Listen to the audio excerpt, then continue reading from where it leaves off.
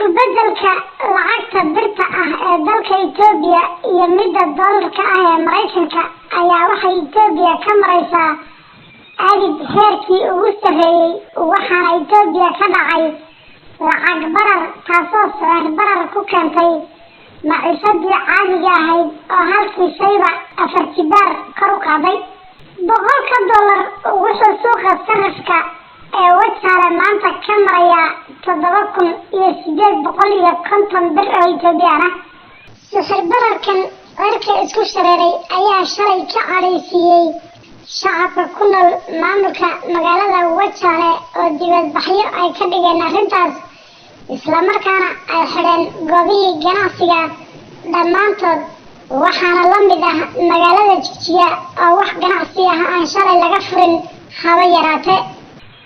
lacagtan waxaa sidaas kor ugu qaaday kadib lacag 3 bilyan oo bir ah oo toddobaadkan Mustafa Cagjar looga sarrifay Wajale oo dollar loogu bedelay looguna xawilay Nairobi.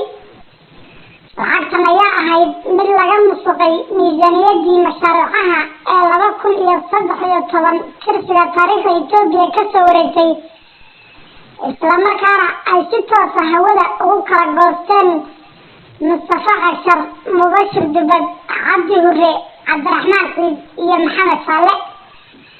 waxaana loo badinayaa inay kooxdan 3 bilyan musuqday toddobaadyaddan soo socda gudahood inay baxsan doonaan iyaga oo maraya dhanka Somaliland.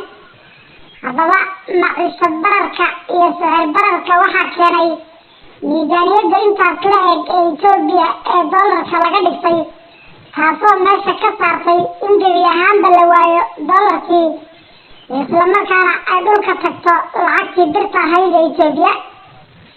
shacabka deegaanka Soomaalida waxaa la gudboon inay kooxdan nolosha kala diriraysa ay iska qabtaan oo intan ka badan waa dullinimo ay diidaan haddii kale nolosha bulshadu qilanqiil bay gelaysaa.